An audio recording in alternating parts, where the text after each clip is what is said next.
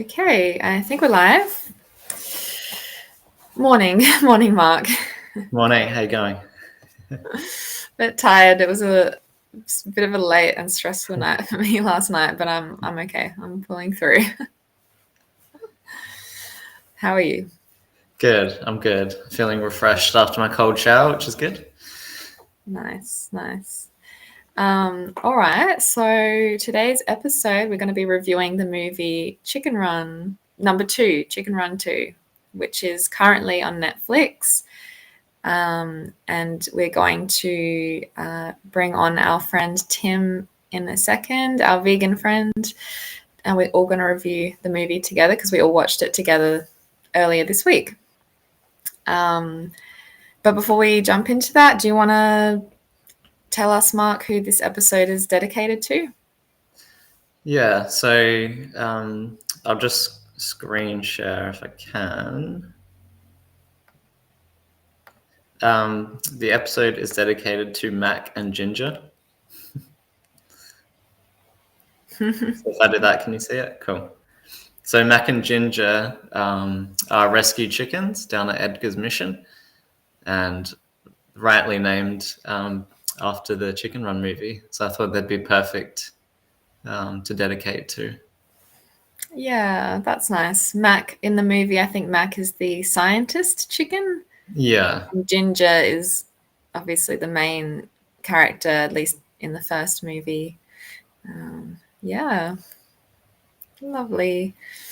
And they look like that they were maybe broiler hens Yeah. at one stage. So they would have been bred to be used for meat. Is that right? Yeah, that's right. In the post, it says like their rapid growth rate and things make it really hard for them to walk. Like it's a bit of a struggle. Yeah, and I think that's kind of across the board for most chickens these days. Like just the way genetically that they're bred and selected and things like that, and obviously not being able to live out their natural lives. Yeah. Yeah, well, at least Mac and Ginger might be able to live out a longer life now and hopefully feel a bit more cared for in the time they have left. So, yeah, this episode is dedicated to them and all the other animals, all the other chickens, especially, in either, being farmed for meat or eggs. And, yeah. The real life Mac and Gingers out there. Yeah. All right. And I'll just say as well before we start reviewing the movie, there will be some spoilers. We're kind of going to give a bit of a synopsis and then talk about some of the themes and stuff in the movie in a bit of detail. So if you haven't seen it and you're watching this and you haven't seen it and you want to see it without spoilers, then you can just watch this video later. See ya. Go watch it first. But yeah, there will be spoilers, so fair warning. All right. Okay, let's bring on Tim. No, unmute you, Tim. There we go. Good morning. How are we? Yeah, good. Nice and early on a Sunday morning here in Adelaide. I hope my video is okay. Yeah, it's looking all right now, so that's good. At least we've had the extra hour sleep in this morning with daylight savings. Oh yeah, that felt beautiful. I think I realise now my body actually yearns for 9 hours of sleep. So yeah. Oh, I'm so glad for that extra hour as well. I had a really tough time sleeping last night. Yes, but anyway, that's all right. How are you, Tim? yeah, I was good. I was before I went to bed last night, I was thinking about how we might make this review interesting, and so I was doing some reading on interviews from Nick Park, the original creator of the first Chicken Run. And in an interview, he said, with regards to animal rights activists, we didn't really intend this film to have a political message. It was just a story that is as much about people as it is about chickens. I'm not particularly vegetarian, but I guess I am against mass exploitation of anything, including animals. So I thought maybe that was a good point to this to bring up in the context of reviewing this film. So Yeah. So was he saying that, like, kind of, was that about the first film? yeah, the first film, even though I think it, us as animal rights activists, we interpret a very strong animal rights message from the movie. I think even when we were discussing this movie during the movie, you would ask Steph, I wonder what people who eat chicken would think about this scenario in the movie. And I honestly think that they wouldn't think much, because when we ascribe anthropomorphism to animals, we are able to then sidestep our speciesism and then suspend our disbelief and give rights to someone that we normally wouldn't, and then people are able to walk away from the cinema feeling completely normal about that disconnect, I think. So Yeah, that's so true. That's a good point. Yeah, the fact that they, I guess they resemble chickens, but at the same time, maybe they do resemble like humans more than they do chickens, in the real world. So the way they talk and their behaviors and stuff like that. So yeah, that's really interesting. Maybe we can have like a live action-esque remake one day. I find it interesting that we have to ascribe animals like anthropomorphic traits for the wider public to sympathize with them, though. It would be great to see media in the future trying to highlight that different but equal aspect that we often talk about in veganism, rather than trying to compare animals directly to humans. It's interesting because the director of the new movie, Sam Fell, he said, during this movie, I became a vegetarian, he said, before calling out his colleagues, but the crew didn't. They served chicken every Wednesday in the canteen. Oh, man. Which I find, very, very Also, ironic. Yeah.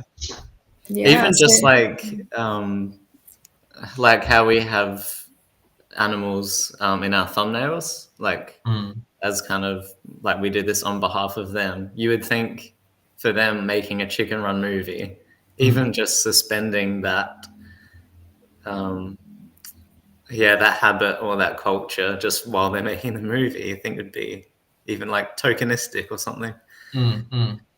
Which I think is a great segue into like discussion of the movie itself, because I felt like this movie had massively amped up the actual magnification on animal rights issues. Like I felt like it was very topical, especially to some of the more maybe fringe aspects of discussions that are happening in the animal rights community right now, especially with the happy farming storyline that they were trying to go with. So yeah, that was definitely a big theme of this. It was kind of a little bit of a theme in the first one, but definitely a big theme in this one. Maybe I'll just give a little bit of like a recap as to like what happened in the movie before we like pick it apart.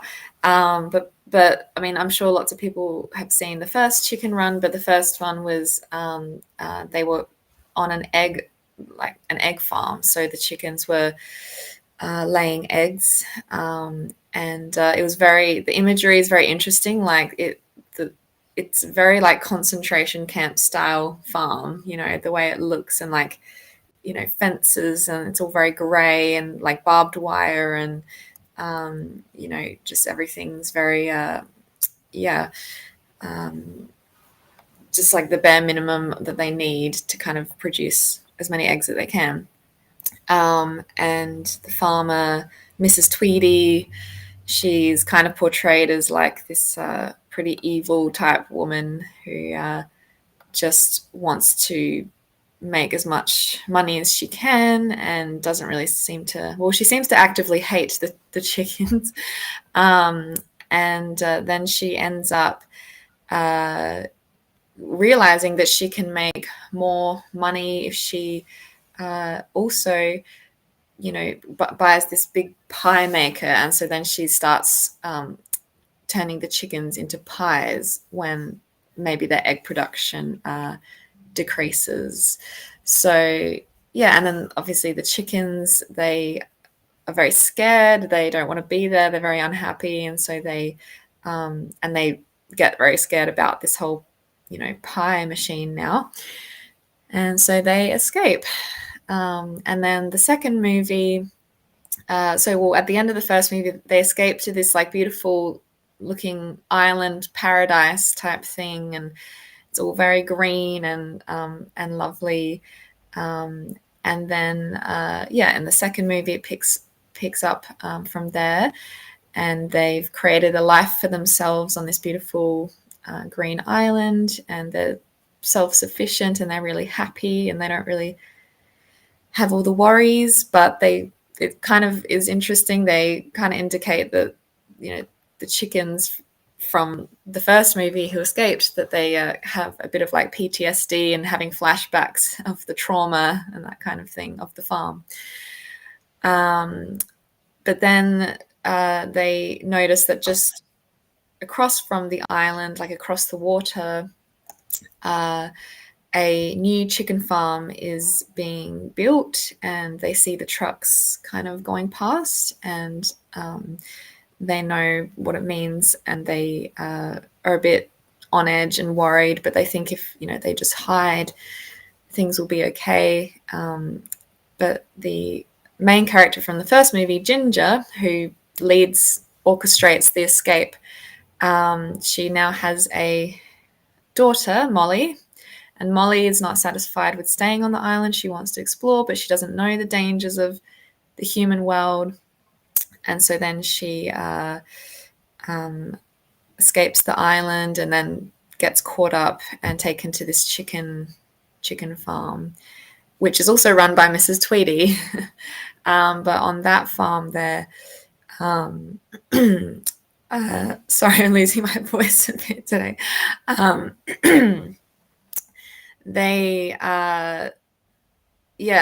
It's kind of quite a different looking farm. We can discuss that in a bit. It's a different looking farm to the first movie, but the chickens are being made into nuggets, chicken nuggets. So then Molly's parents, Ginger and Rocky, they rescue her from this horrible farm place, and ends happily. But yeah, that's the overarching kind of storyline. Is there anything major that I've missed? I think we can just discuss it as we go, kind of thing. Yeah. Okay. I think people that have seen it will understand as well. Yeah. So yeah, that's a bit of a background anyway for anyone who hasn't seen it.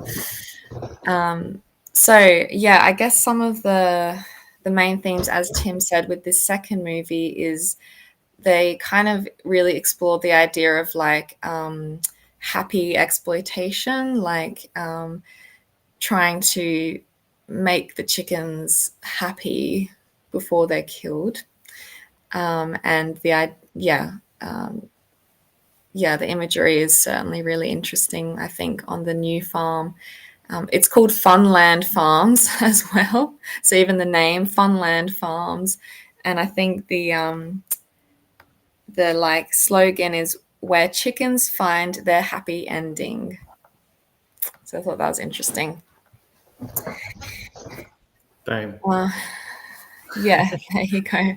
So yeah, I think it's interesting because it's not like in the movie, it kind of seems, it's obvious that it seems quite bizarre that, this horrible place of death for chickens is like made to look like this happy, fun thing. But like it seems kind of ridiculous, but it's not really that far off from like what we do in the real world and some of the imagery that we actually do use to promote meat and that kind of thing.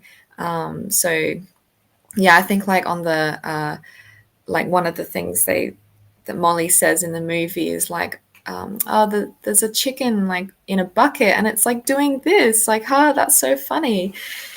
And it's not that far off from what really happens. Like there's a lot of signs and stuff for like even like chicken and chip shops and things like that where there's a chicken, going like this. So I thought that was really interesting. Oh yeah, there you go. Mark, you're ready. Very local. I find it interesting because we're not actually at the point where animals within the animal agriculture system are happy. I think we all know the reality that all animals across all domains within animal agriculture in Australia do suffer to quite a significant level, no matter how that process is marketed. And we have thinkers like Peter Singer who have, when queried, asked, if an animal wasn't aware of its downfall, it wasn't able to suffer, it lived a perfectly happy, normal life, able to express itself freely, and then one day we just ended that animal's life, would that meet the ethical? And he has come to the conclusion that there is nothing ethically wrong with that product, although I assume we would all disagree with that, because I feel like we make the distinction between the value of happiness and the value of freedom, with freedom having more or at least equal value to the idea of happiness. And so I think maybe that's an important discussion for us to go into, like with this movie. It's quite obvious that, the filmmakers were trying to make a point that happiness wasn't enough. Like it's not enough to fulfill us, like our needs. And I find it interesting in that they've obviously anthropomorphized these animals. So there's a message of, for humans, happiness isn't enough. We need freedom as well. In the context of the movie and knowing that none of the filmmakers are particularly interested in animal rights, it can feel like sort of a joke in this context. Yeah. Yeah, I mean, yeah, they definitely it was quite explicit, that theme as well, because like when they were on the island all happy and stuff, it was clear that like Molly wasn't happy there as well, and she even said like Ginger, the mum, was saying, you've got everything here, and then Molly said, well, everything except freedom. So yeah, I think that's interesting. But then obviously being on a farm with the chickens in the farm, like they're not free at all. And I mean, it's so weird to think that the directors don't have like animal rights in mind when they're kind of like doing that. Like surely they do. Like I don't know. Surely they have animal rights in mind, because the way that the movie is constructed, like I don't know. I'm gonna have to watch the whole thing again with that in mind, Tim. Like, it does feel a bit like a joke now, like with that framing, because most definitely animal rights is in mind, but it's a hypothetical world where animals are given equal consideration to humans only because they are like humans. Yeah. Yeah. So, because like number one feels like the feel of it. I'm not talking about intention, but the feel of it is like for non-vegans, and then the feel of number two feels more for like vegans and like activism maybe, or like those fringe conversations, I suppose, about like happy exploitation. But yeah, like knowing that they weren't vegan at all, yeah, that's interesting. Like they really have to be like human for us to care for them. Do we think it's important in the context of art what the artists are thinking when they create a product that vegans obviously sympathize with and that we can obviously use as a discussion point that promotes veganism? Because we've already seen companies like Fry's obviously co-opt the film and make commercial deals where they're able to positively push a product, in this case like a vegan chicken nugget alternative, in line with this movie? Do we think it's important what the artists are feeling then when they're creating this product? Yeah, I mean, I guess not in a way, because like with any bit of art, it's just always open to interpretation, and it's kind of just more about how you interpret it and the message that you take away. And yeah, I suppose it's not really that important, but it just seems a bit like yeah, unfathomable how you could like make this piece of art that has such a strong message, like, in our eyes, but then they don't actually necessarily, agree with that message or like act on that message, or, yeah. I feel like there's sorry, go on. I was going to say, I feel like if you don't know their angle, it doesn't matter. But then if you know their angle, then it matters. Does that make sense? I think there's like an irony to the whole thing. Like in the movie, we see the scene where they're demonstrating to the commercial investor about how the technology works that keeps the chickens happy. And the first chicken goes up the stairway to the sun to its eventual slaughter. And it's set up to be this really nasty, horrific thing, and the audience is obviously meant to feel that. But then we see a ding, and then suddenly we have these bright, beautiful chicken nuggets in a box with the characters like enjoying these chicken nuggets. And at face value, I thought, oh, this is a great analogy for the horrors of this beautiful product we're eating. But upon further reflection, I almost feel like the whole thing was a joke, because we needed to ascribe human values to these animals for us to feel anything in the first place. And I feel like we obviously take a vegan perspective because we walked into the movie with a vegan perspective. I feel like most non-vegans who would walk into that movie would actually feel like this technology that they put around the chickens' necks that would keep them happy would actually be an amazing thing. The joke in the movie is kind of like the chickens. The joke in the movie was that Molly didn't get the technology put around her neck, and then therefore there were all these antics. And I feel like the antics were the joke of this movie. Yeah.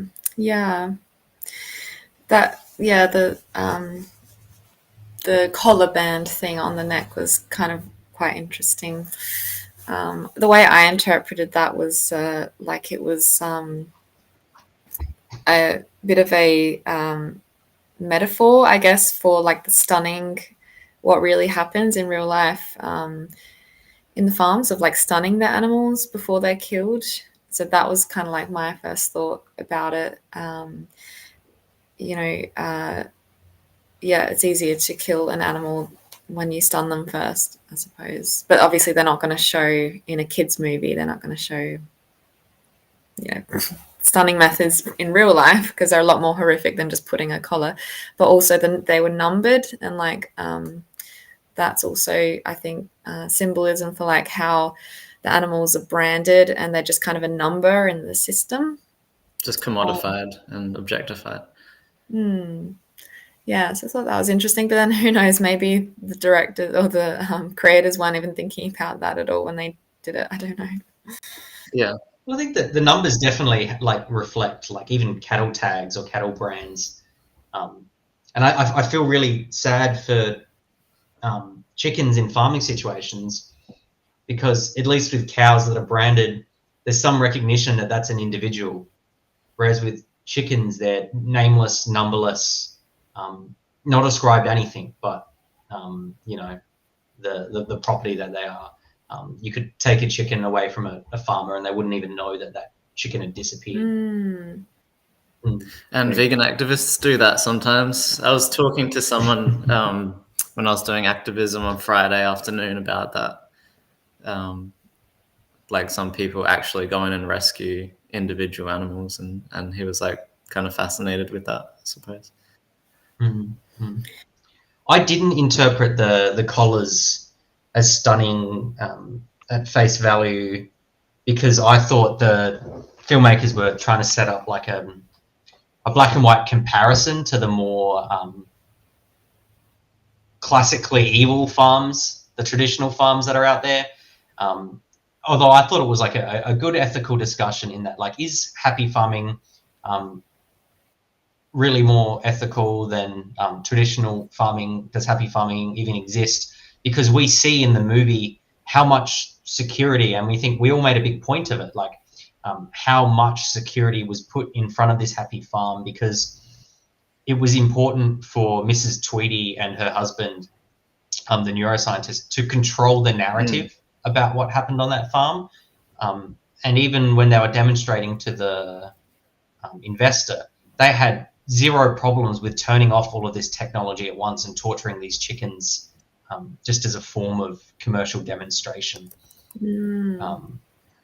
Yeah, I'm not really sure the point I'm trying to make with that, but yeah, I think the high security thing was interesting too, because there's a lot to interpret there, but I also was kind of got the message of like, what have they got to hide? Like, it seems like they've got a lot to hide, and that it's I mean, I guess another way to interpret it could be like that they don't want their secrets like revealed so that other people copy.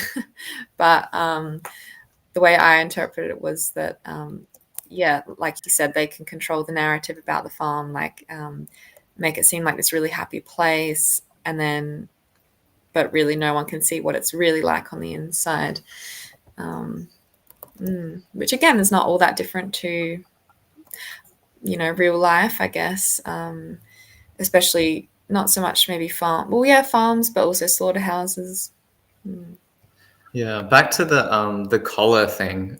I was very late to that party. I was convinced that the food was actually drugging the chickens into being docile for like a good portion of the movie. I'm a simple man, like I saw the colored candy corn or like popcorn kernels or whatever they were and just thought, oh, they're drugging the hell out of them. Like, I think that's quite realistic. Yeah, that is realistic, and as we move towards what people would describe to be a happy farming system, that is likely what would happen. So, you made a comment, Mark, before we understood the world of the movie, when you were hypothesizing like why they had all this security, because this was very early on in the movie, prior to seeing what the human society was like, and you said something about if this was the last bastion of farming on Earth, if this was like the last farm that was left, they would want all that security so people didn't know what was going on there. And I thought that was really interesting because to some degree, the happy farming narrative is the last bastion of animal agriculture, at least in well-off countries where people have the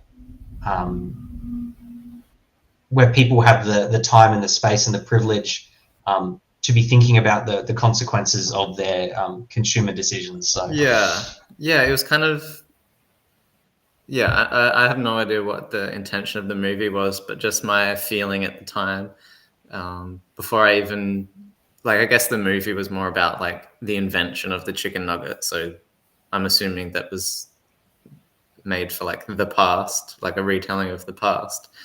But yeah, those scenes where you were kind of introduced to the location and they had really high security and checking under the van. I was like, why are they checking under the van? Like, it just gave me the feel that they knew that what they were doing was wrong and they were trying to cover it up. And maybe there were people trying to get footage or break chickens out, or maybe they've had a problem in the past. Like, there was those kind of security measures in place. And I think that's probably where we'll head soon, right? Like, I think like as we get more footage and more activists and farmers catch on, I think they're probably going to try and tighten things. If not physically. Well, we're already seeing that in Australia now, aren't we? Yeah, if not physically, then at least legally as well. Interesting. Like, what are the terrorism laws or something? Like ag terror? Yeah, there's an overarching idea now in Australian politics that we need to bring in stricter and stricter laws to stop animal activists going onto farms. At face value, though, it's never about the animals themselves. They use this term biosecurity risk as the reason that they need to keep animal activists out. And the animal activists say, well, why are you investing so much money into private investigators, CCTV systems? Even some farmers now have their own drones. And it's like, why are they investing all of this money into security when no farmers will agree to 24/7 CCTV of their own farming operations? And especially it's ironic considering that we have all of these diseases that are created by animal vectors within the animal farming industry, and yet it's always animal activists who are so few in number are a massive biosecurity risk. So that's the conversation that's going on in Australia at the moment. Yeah, I mean, they've got the bird flu in the US at the moment, don't they? I think. Who's in the US? Contrarian. Do they have bird flu in the US at the moment? I think I heard they've got bird flu going around, and I probably wouldn't blame the animal activists for that.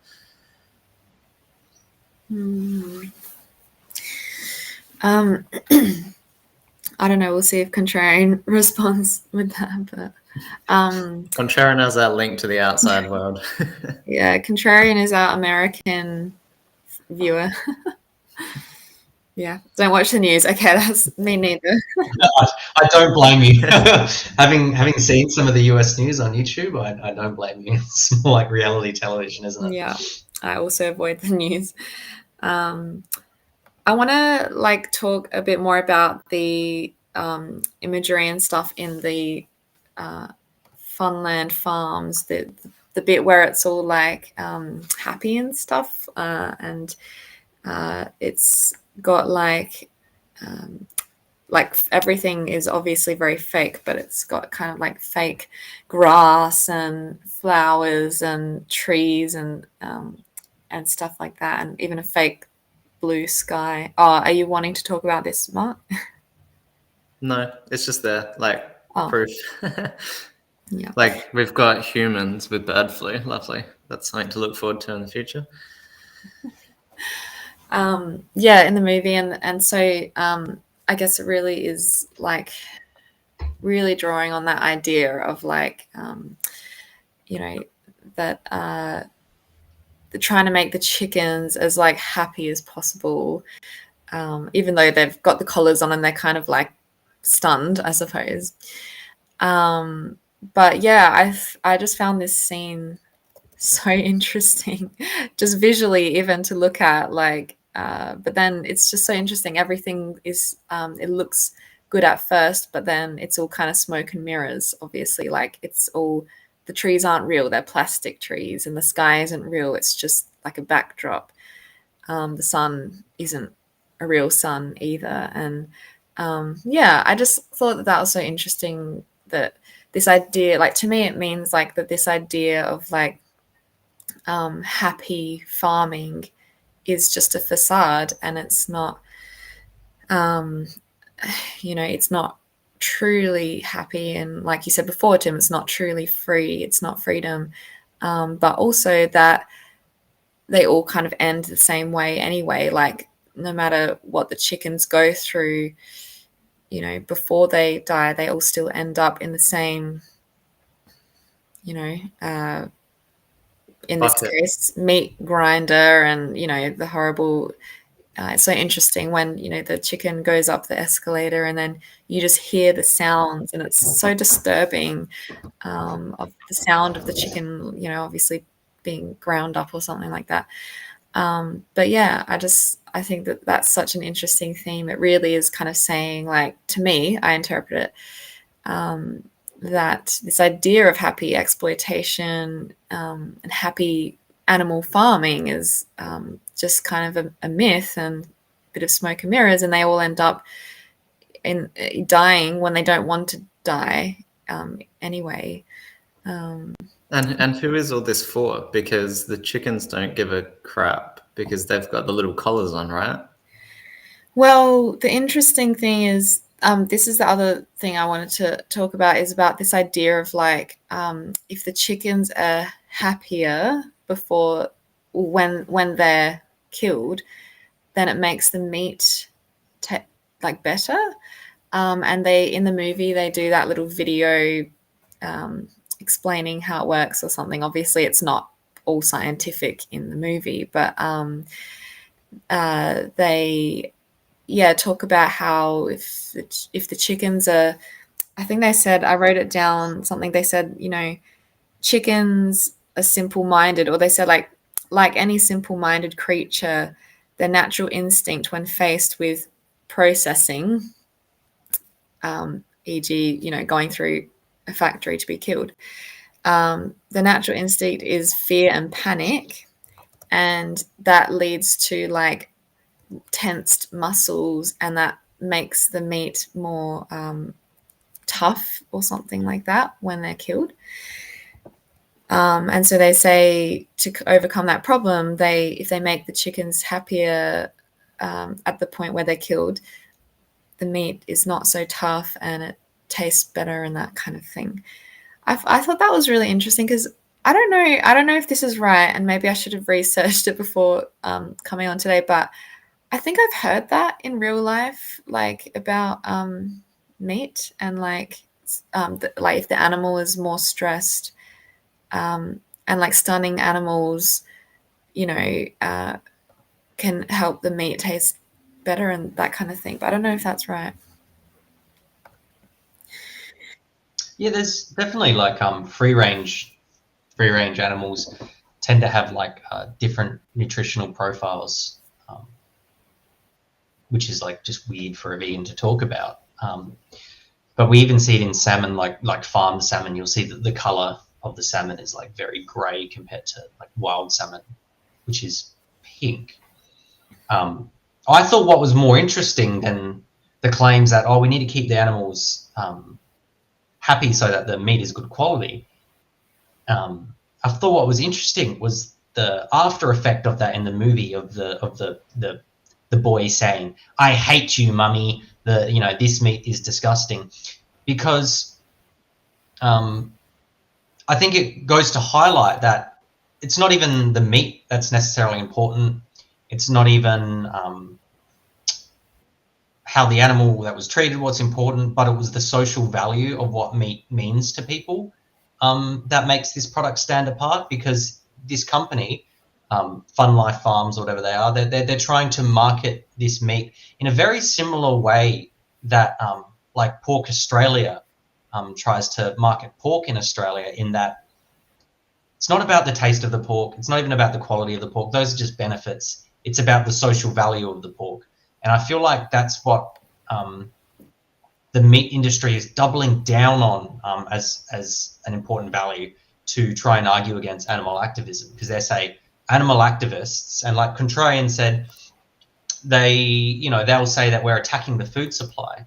I think that argument is starting to weaken now, because we know that with increases in technology, increases in efficiency, increases in globalization, that the food chain is efficient as it ever has been. And we have very good scientific evidence that plant-based diets are very practical across many parts of the globe.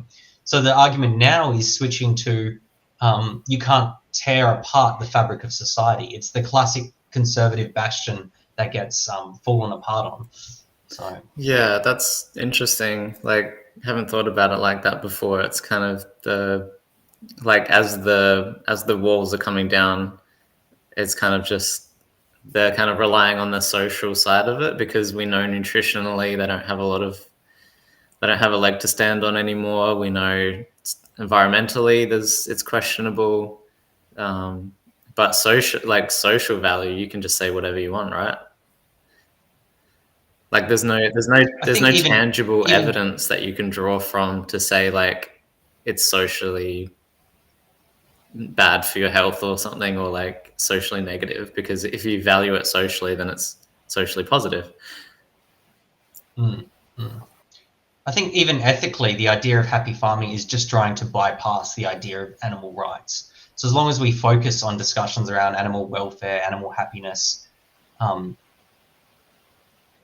humans obviously have a pyramid by which they order the importance of, or like a scale of which they order the importance of their values. And humans tend to value humans at the top of that chain and being like, human values are the most important, but it's still important to consider animal values, as long as they don't interfere with the human values. And so as long as we bypass the idea of an animal right and make it all about, is that animal happy enough, then you can justify any kind of behavior towards animals by saying it's a social condition that humans have to eat meat. Humans have to eat meat so that we can care for our children in this respect. And as a parent myself, I see that criticism targeted towards me a lot, in that, oh, it's perfectly okay for you to be a vegan, but don't you think it's interfering with the right of your child to choose what they eat or have a healthy upbringing, or avoid medical issues because, they really need that meat, which I found interesting. And I think parenting itself was a very big theme in this movie. Yeah, for sure. Like, even the parallel between, like, when the child says, like, I love you, mummy, and then near the end where the grown ass man says, I love you, mummy, to Mrs. Tweedy. After trying the nuggets. Yeah, it was almost like where he's stuck in this childhood state of understanding animals, and like you can just imagine at some point that child has been like, oh, this chicken nugget is an actual chicken, and then the parents have gone, yeah, this is normal, blah blah blah, excuses, and then the child has grown up to be the owner of this restaurant, and then he's like taken that child understanding with him. That's how I interpret it anyway. And he's still stuck in that like child state without actually understanding what's going on. He's been lied to. What I'm trying to say, he's been lied to, like he doesn't have all the information. Or like the like Tim said, just the maybe conditioning when he was a child just overrides anything else. Yeah.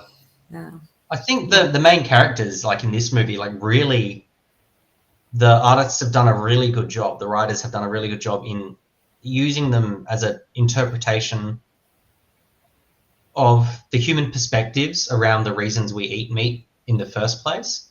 We see with the scientist husband, it's very much those social conditions, to serve his own desires, to serve the desires of other people. To like truly at the end of the day, just chase, to chase his own like happiness, to serve his desires. With Mrs. Tweedy, it's this idea of power. It's that she has the right to use animals how she wants to because she can. And we don't see Mrs. Tweedy, like she's a very grumpy lady, but she doesn't really lose her cool. The only time we see her lose her cool is when Ginger returns to the farm and she sees that Ginger is challenging her again. So we see the defense of power a lot of the time. We see a lot of people, especially on the internet where people are faceless, people will say, well, I have the right to eat animals just because I can. Like we don't like to think the might is right argument is a very strong one. And we like to bring it up as sometimes like a gotcha to meat eaters. But the sad fact is a lot of humans do believe that just because they can, they will. And then the third perspective was that of the investor who comes to invest in chickens and just sees them as a he feels very indifferent about the chickens. He doesn't feel either way. He doesn't sympathize for them. He doesn't hate them like Mrs. Tweedy does. He literally just sees them as one step in his pathway of profit, and is quite apathetic, which is, I feel, and this might be my bias as an animal activist speaking with people over a long time, and I genuinely believe that most people are moral people and try to be good people. I honestly feel like most people are apathetic towards animals. And so those three perspectives, this idea of animals taste good, so it is good. Why should I care about animals? I'm more powerful than them. I can do what I want to them. And that they're just a product. These are like the the main. I feel like these are the mainstays of our consumption of meat in society. So Yeah, I agree. And yeah, I think it's interesting how Mrs. Tweedy, who's obviously the person that orchestrates it all, she's the owner, like, of the farm and everything. Yeah, she's kind of like portrayed to really like hate the chickens, and not just Ginger, but all the chickens. Like she kind of has this hatred for them almost. Whereas, yeah, I don't think like farmers are like that in real life. I think that, well, a lot of them claim to the opposite, that they love the animals and that kind of thing.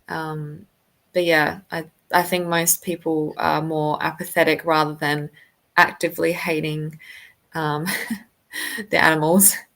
Yeah, see, yeah, I think there was a missed opportunity a little bit, maybe, with Mrs. Tweedy. I think they could have chosen a new villain, and maybe one that is more realistic would have been one that shows a clear intent to make the chickens happier, whether that be for their own gain or the chickens' gain.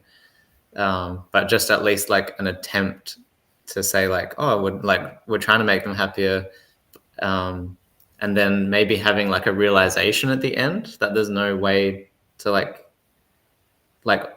exploit them even if they are happy. I think that would have been easier for people to connect with than this axe wielding murderer. Maybe. I think Sure. like when talking about the movie, I feel like it has a very strong animal rights premise, and I think that's why I walked away from this movie like very happy, because I can see so many parallels that I can use the movie to discuss with others, especially like with my daughter. I found the first Chicken Run movie was a great way to have like an age appropriate conversation around animal ethics. And I find as she gets older, she's 8 now, a movie like this is perfect in the next couple of years to be having some of those more nuanced discussions around the way we behave. And especially we see like a parental dynamic. We see a lot of challenges in this movie, like with the idea of differences in belief between parent and child and how we can bridge those gaps. To the movie itself, I thought the movie was actually quite weak. Like as a movie, I found most of it, and this is animal ethics aside, most of the movie relied on physical gags and like little laugh moments rather than a cohesive storyline. I don't know how you guys felt about that. Maybe like thinking about the movie, animal ethics aside, do you think the movie was a good movie? I think it was for kids, right? It's not. I don't think it was supposed to be like a Dominion or something.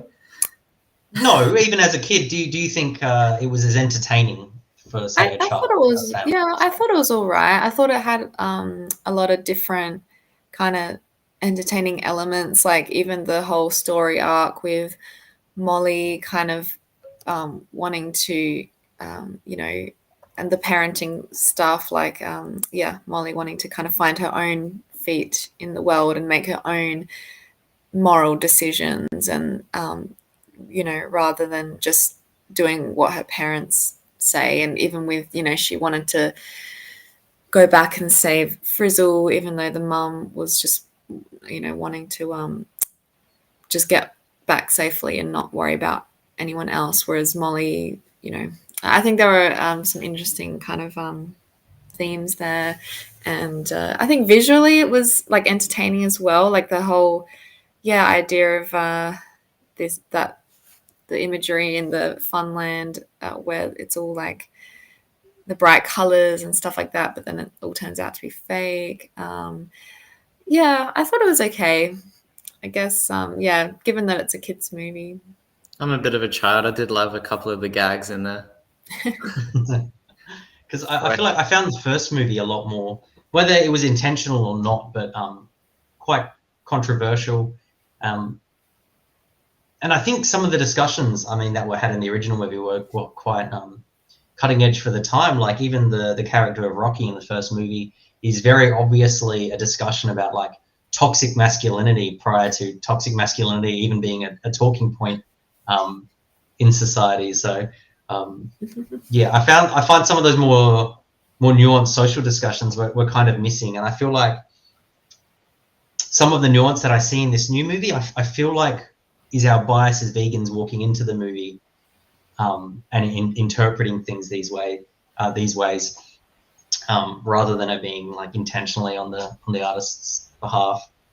Even the way like the Happy Farm is structured, we see that as like almost evil, like plasticine fake, and it's the imagery works so well because obviously it's made by hand with plasticine. It feels so evil, but then locally we see what's the evidence to how humans respond to stuff like that. We see like the zoo program. I remember a few years ago we brought Wang Wang and Funi over from China to try and get them to breed here in Adelaide, and they were stuck in this tiny enclosure, like tiny, really sad enclosure that is just like a fake wildlife environment for them. And obviously they didn't breed. It wasn't the right ecosystem for those animals' health, and we let those animals down. And yet the city was titillated by that display nonetheless, despite the obvious evils like sitting right behind that. So yeah, I feel like most people wouldn't see the evil of that plasticine fun life farm like we would. And I find it interesting that like a survey was done by conservative newspaper,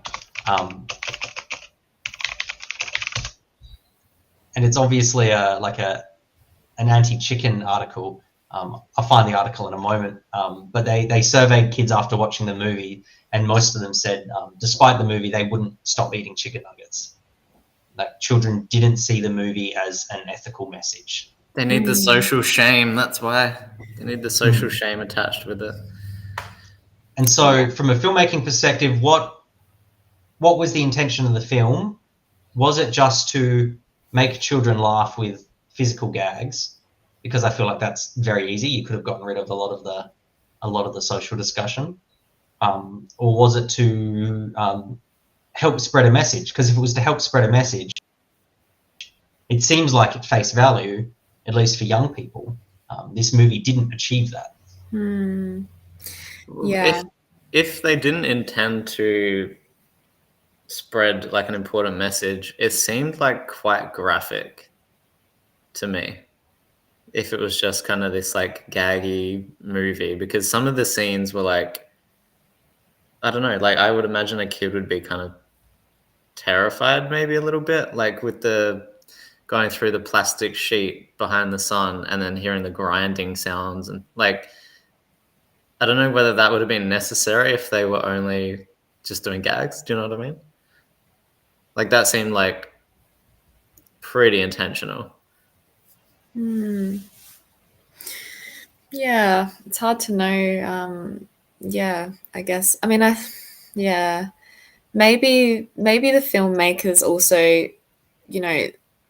are intentionally doing that because, maybe they don't want to. I mean, obviously they themselves are not vegan or anything, and maybe they don't want to come off too strongly with like a vegan message, and then their goal is not to try and turn kids vegan. So, yeah, I guess So I guess everything that they would do in the movie is quite intentional, without that goal in mind. It's funny. Hey? I was just going to say, I guess you can still like have this commentary of civilization whilst being a part of it. Like just the craziness, the upside down nature of things that we do, without actually like actively being against it or anything like that. You can still like partake in it, I suppose. I guess it's also just another, like, even though someone after watching the movie, specifically even a kid, doesn't want to stop eating chicken nuggets, I guess it's still just, like what's the word? Just another little bit that's kind of adding to that, like making that connection between meat being an animal, even though these animals are very much anthropomorphized, still kind of just like planting that seed that, you know, these chicken nuggets were once an animal, and, you know, it's kind of a bit, those animals didn't want to die, and like that kind of thing, I think, in the very least. Yeah. I guess Yeah. my hypothetical for you guys is that, given this, is there a way for, as humanity moves towards like recognition of animals as sentient beings deserving of rights, is there a way to have mass media appeal for the plight of animals without it either being considered a joke, like a gag, or without it being considered like hardline vegan propaganda? Is there a way to spread a vegan message through art without it being propaganda, or without it being like a background theme to something more accessible and trivial, like comedy? Like, I think we've seen criticisms against movies like Okja and similar movies before that have other animal rights themes, is that these movies are accessible to the wider public because they're not preachy, they're not animal rights movies, they're not saying that people are doing anything wrong particularly. But because of the lack of a coherent vegan message, most of those movies didn't have as much impact on people as we would hope. So I guess, is there a way going forwards for us to create like a real vegan message, a real vegan change in media? Yeah, it's interesting. It's hard to know. Like, I honestly don't really know the first thing about filmmaking and trying to, you know, get messages across and that kind of thing. I suppose something that, you know, filmmakers also have to think about is the accessibility and the audience of their film, you know. So I think, yeah, and to that extent, there's always going to be yeah, it's always got to kind of please the main population if they want to have a successful movie, I suppose. Maybe a way to do that, and maybe how some groups are doing it now, is that narrative that we've been lied to as the like bringing people together, like sharing footage of like what actually happens in farms, and saying like, you know, the government has lied to you, the like big orgs have lied to you, like you're entitled to know, like that maybe seems like a way to do it, where everybody's, it's like human centric though, right? It's like we are entitled to know what's happening, and there's a movement to be informed. So I guess that's kind of a little bit of a way maybe where it's not a joke. You know, in regards to Contrarian's message that they've just posted, you have to consider impact versus reach. Immediate parent will likely avoid a vegan movie, but might take their kids to see a less direct one. So even if it's less effective, it's still seen. I find that interesting because, like, Steph and I love to have these discussions about like how harmful is welfareism on the vegan movement as a whole. I mean, and even in this movie, at the end of the movie, they very highlighted the fact that, we're freeing the chickens from the evil farms, 15 chickens to a cage. And all of us were like, oh, that's so sad, 15 chickens to a cage. But that final beat of the movie, which is like the most powerful part of the movie, was, like, you know, we really got to help the animals that are like really suffering. And we avoided that point about like animals having a right. So even though that was a discussion in the movie, the final beat of the movie was like, well, what can we do as an audience? Let's, you know, alleviate the suffering of the chickens that are like, you know, in harm's way, so to speak. If we create more and more accessible media about animal welfare, about the plight of animals, but that doesn't have a clear, coherent vegan message, does that delay a world where we ascribe fundamental rights to animals on a large scale? Or is that just a vegan fantasy in the first place, and that's never going to happen? And so we really should be promoting these kinds of welfareist themes in movies. I guess that's my point of interest. Well, I think until animals have rights, then nothing really matters. Like, does media like this delay animals having rights, or does it accelerate it? it depends what people take away from it, I guess. I don't know. Yeah, I'm not sure. Yeah, I think if anything, like at least this movie, I think I'm glad that it did kind of have overall this message of like freedom as opposed to just trying to do it better, That I liked that. And even though the last bit was kind of like it was giving a bit of like factory farms are really horrible and worse like vibes. I think overall I liked that the movie was not really about factory farms. It was about this idea of like there is no happy way to kill someone that doesn't want to die, and that it's quite almost like not comical, but just very ironic to think that. So I don't know. I kind of I thought it was good. I thought it was good messaging, really. Do you think if they left out the last scene and maybe they like were going to the next happy farm to break the chickens out, that would have been more powerful, maybe?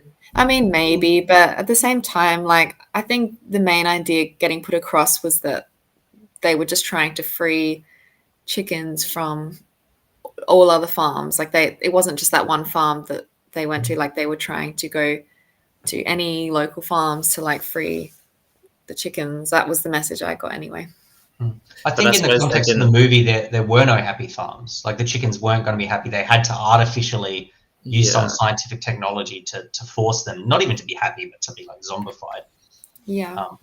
Like my concern is that the mass appeal of the movie, parents will walk away with a disconnect between the happy farm in the movie, which was like this very artificial place, to the real social discussions about happy farms. Because even in the movie, we all said, oh, we all have an uncle, or someone says their uncle has a happy dairy or whatever. The happy farm portrayed in the movie isn't what the industry is trying to do or portray. Like in the movie, it was quite obviously ironic, and that Mrs. Tweedy was like pretending that this was a happy farm, which is an obvious parallel to like farmers pretending that their operations are happy farms. Yeah. Maybe it was a movie designed specifically for Peter Singer. Like, I feel like it's more easy for a parent to walk away from that movie and say with their children, like, see, these animals like weren't really happy, so what we need to do is have like happy farms.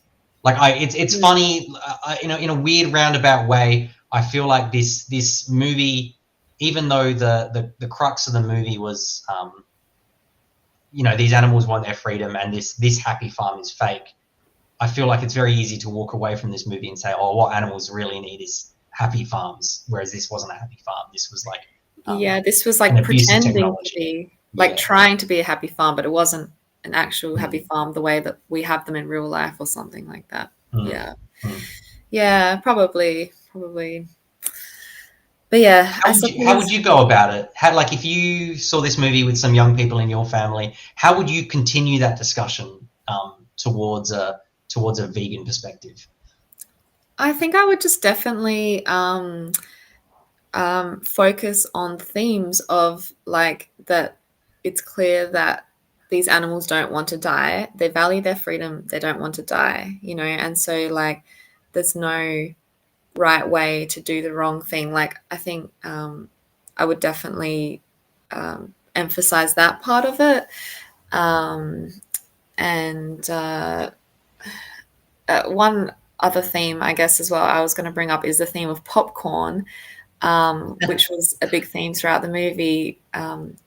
And yeah, it was interesting because I feel like they were almost kind of like making it seem like popcorn is like an alternative to the chicken nuggets. So yeah, even at the end, you know, they were using the chicken nugget buckets to put popcorn in, and one of the chickens makes some comment about like, oh, a tasty snack for whenever you're hungry or whatever, something like that. But yeah, I think I would kind of play on those themes a little bit more. Like, hey, we don't need to eat chicken nuggets; we can eat popcorn instead. And yeah, I guess that's how I would approach it. Yeah, that's a good point. A lot of my activism in the mall is around that as well. Is like we don't have to be consuming these things. Like I think there's a part of us that knows it's wrong, and it's like horrendous, and we try and do it humanely because we know it's horrendous. And like if like there are alternatives, and we should be choosing those alternatives and making progress towards those alternatives. So yeah, like if you as talking to someone and say we can have popcorn, you're actively choosing to be a part of this like system, this horrible animal system. Like, what are you doing? Like there already is an alternative, and I think that's why we get so frustrated with my cousin stuff, because he's like, oh, in 20, 50 years there'll be like better alternatives and stuff. It's like, no, there literally are alternatives. Have you not had popcorn before? Like, I mean, the nutritional value between chicken and popcorn aside, no one cares about nutrition. I think that's yeah, that's the thing. People aren't eating chicken nuggets for nutrition, yeah. really. What would you say to an adult that watches this movie and says, you know what, that technology that the scientist invented to keep the chickens compliant and zombified and carefree, that's actually amazing. That's what we need. That's the Peter Singer special. That's what we need today. I don't have a problem with that. I think the only evil in the movie was that not all of the chickens got the collars put on, and so that they were suffered. That the farmers didn't do a good enough job of keeping control of their animals. What would you say to an adult that comes away with a perspective like that? Because I honestly think that a lot of people will walk away with that perspective, especially stubborn men in our culture. So yeah, maybe you could ask them, we finally get to find out what human meat tastes like. Like we can that's a good point. Like, if we can zombify chickens, we can just zombify people, and there's no issue with that. If they don't know they're being exploited. There is a fascinating interview with Peter Singer where the interviewer pushes that ethical premise to its extreme. Skeptic. Yeah, by saying, what if you could do the same with a human embryo and raise that human like without a consciousness? Would the meat be okay? And the answer was still yes. So. But that's I don't know. That maybe that's a topic for another weekend. So yeah, yeah. I don't know, lots of interesting things to take away from that movie. But yeah, I know what you mean, Tim. Like I think most non-vegans watching that, like I don't really know what message they would take away from it. But yeah, I don't think it's necessarily something that could make someone just make that connection to like be vegan just from watching this movie. But I do like that it kind of plants a seed in a way and just makes that meat animal connection. I think anything that makes that meat animal connection is somewhat good. Just kind of like breaking down those barriers, even if the animals are quite anthropomorphized in the animation. But yeah. Yeah. How would we rate the movie? Like out of 10? On what scale? Like maybe you can have animation or ethics? As a movie, and then as an animal rights reflection. Okay. As a movie, I don't know, maybe like a 6 out of 10. Ooh, oh, cool. You said the same thing, Mark. I agree with you guys. I thought it was an okay movie, not like pretty good. Yeah. I think animal rights perspective, I thought it was very strong. Like, I actually thought it was like an 8 or a 9. So my counterpoints today were purely to be nitpicky and controversial. I thought it was like a very good place for vegans to continue discussions with their peers. So Yeah. I spoke to I work with children, so that's the context. I spoke to one of the children that I work with, and I asked if they'd seen Chicken Run 2, and they said they had. And then I asked them if they'd since eaten chicken, and then they were like kind of a bit shy about it. And then I was like, kind of just like using my facial expressions and like attitude towards it, just like a touch of like pressure and shame around it. And I think that's kind of important. Like, if you do watch this movie, you also need that like social pressure and to like drive that change. Because if you just watch it and then you go back to the normal culture, then it kind of loses the touch. Unless you're someone like contrarian and maybe like you push against societal norms, most people will fall back into norms. So I think if people do watch it, I think it's important to keep that like social, like almost put a stigma around it. Like, oh, why would you do that? That seems very odd. Like, you know, like it doesn't have to be heaps overt, but just kind of planting that seed of doubt maybe. I think that I would rate it, probably. Well, I guess in comparison to all the other media that's been out there, like movies and stuff with animal message, I'd probably say it's about a 9 out of 10 in terms of animal rights message. But that's just compared to what's already been done, not necessarily like what could be done, because I don't know what could be done, but yeah. A contrarian's message, seed planted. I have faith that people will ascend. There was a debate we had after this movie when we watched it. I think most of us agreed that people are moral. And one of us argued that, we just need people to make the connections. And I argued that I don't think it's the connections that hold people back from the moral. I think most people already believe that our consumption of animals is wrong. It's having the moral courage to act on that. And I think for young people, kids specifically, it's really hard to have moral courage when you live in a society where parents have an authoritarian stance. We're meant to live under our parents in our society rather than a more community-orientated parenting style that other cultures have. I think in Australia, it's very hard, and I feel like there is a lot of shame. Even my daughter, when she goes out with other family members and she takes part in consumption that's not vegan, I never scold her for that, but she's always very shy about it, and she feels a little bit of shame about it because she feels like she has like let me down as an authority figure. And so I thought, like, I don't know, Mark, maybe you have an idea about this, but like, how do we create safe spaces for people forwards to like express their insight into animals and to express their evolution around that thinking when they live in a society where their parents are going to stamp down on those beliefs? So yeah, look, it's really hard. Like, shame is a good motivator, but it only gets you so far. And I think knowing people that are in line with your values is important, and just building those relationships. Yeah, I'm not sure if I shared this. I think I shared this story on the night, but I had one kid that was making attempts to not eat animal products, and I'm assuming for ethical reasons. And then she was in the group that I was in. We were making vegan milkshakes, which was awesome. And then when the mum came to pick her up, the mum was clearly against her avoiding animal products and said, oh, like, it's good to see you drinking milk, kind of thing, like throwing a bit of shade at her daughter. And I think that was, like that, shame-based fall into line situation.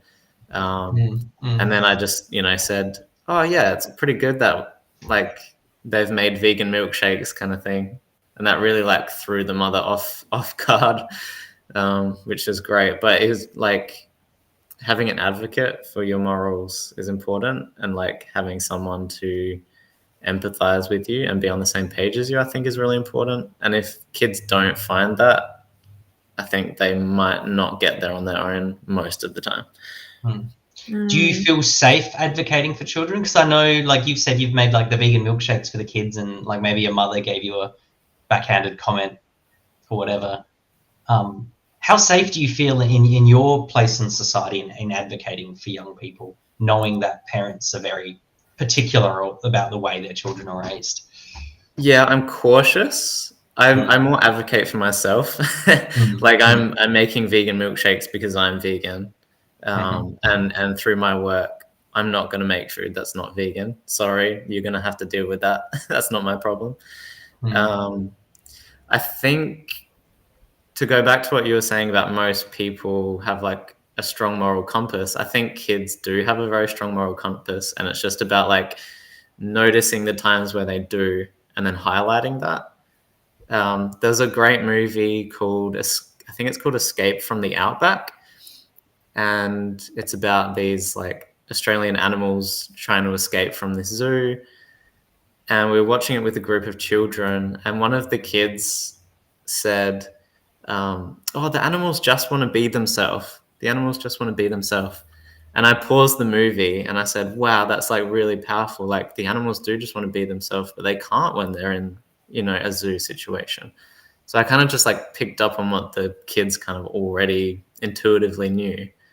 And that was really cool because as we played the movie, then in the next 30 seconds, the script, like they used pretty much the exact same language that the kids used and said like the animals want to be themselves or something.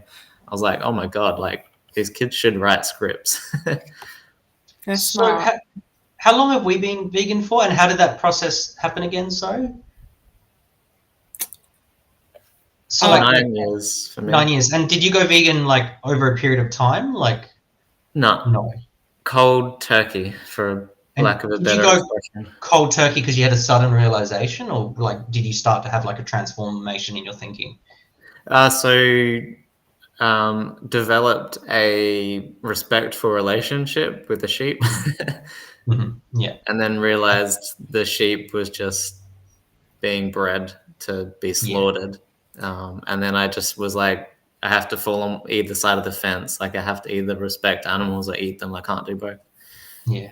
But I think also, correct me if I'm wrong, Mark, I think an important part of it, like for you, probably would be that you did kind of already know about veganism. Like you kind of had heard like about veganism from your sister, because I think she was vegan at that point, even if it was mainly for health or something. But like, hadn't known what vegan was, your mind might not have gone there. It might have just gone to like vegetarian or something, Yeah, maybe. Yeah, I think maybe I knew the language of vegan meant no animals, but it was definitely my sister. It was a health thing, and like it could have even been like negative connotations because she had like eating problems and stuff. So there was that risk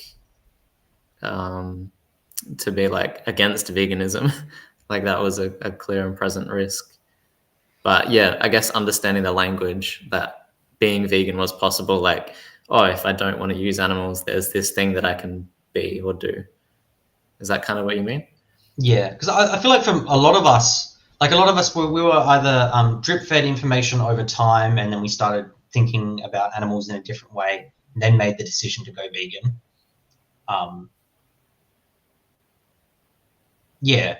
And that process might have happened overnight or over a long time with like gradual changes. But I feel like kids today, and this is like in response to something Contrarian said here, that like people are moral but ignorant. I feel like kids today, against the general insight of boomers, aren't actually ignorant. I feel like young people today are the most informed generation there ever has been, with rapid access to information. And as soon as kids start turning 12, 13, and they start sharing more challenging, edgy content with each other, I feel like young people are going to have a really hard time compared to us, because they're going to be absolutely smashed with the reality about animal agriculture. Whereas for most of us, you know, we were drip fed those sort of horrors a little bit at a time.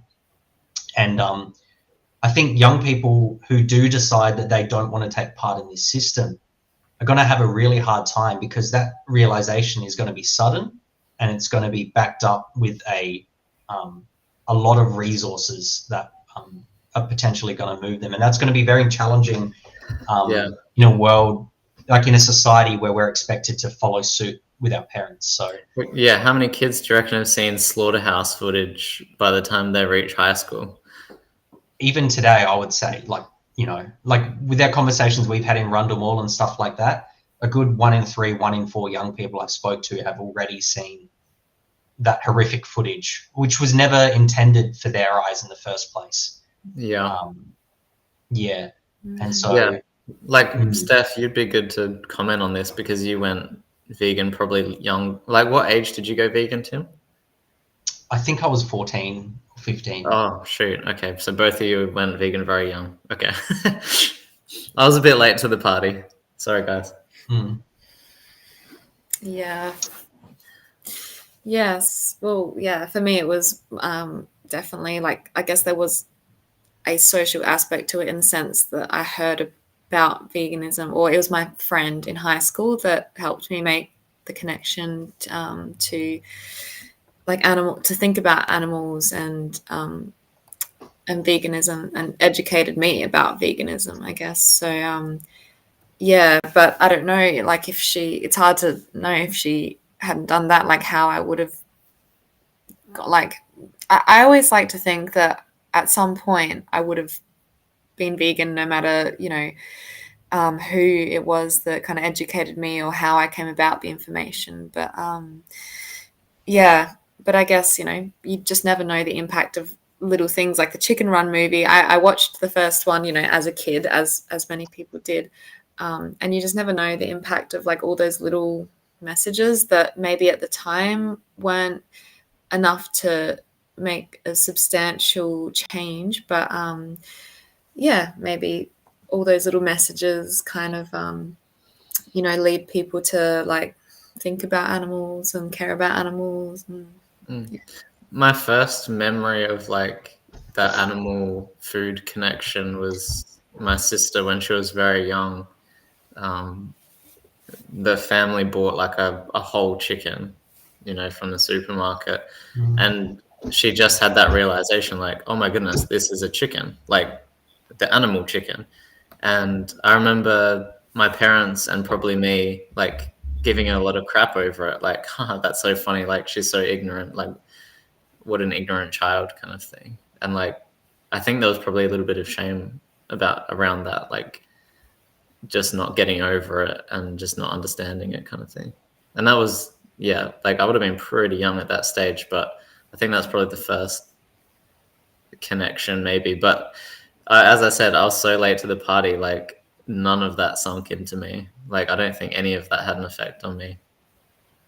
Who knows? Yeah. It's interesting, isn't it?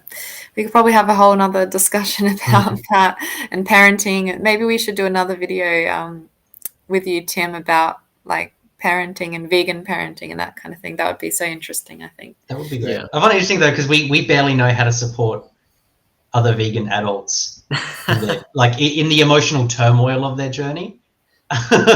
And kids are so, I'm obviously making a sweeping generalization, but like kids are potentially more fragile. Maybe they're not. Maybe that's a bias I have, that kids are more fragile than adults.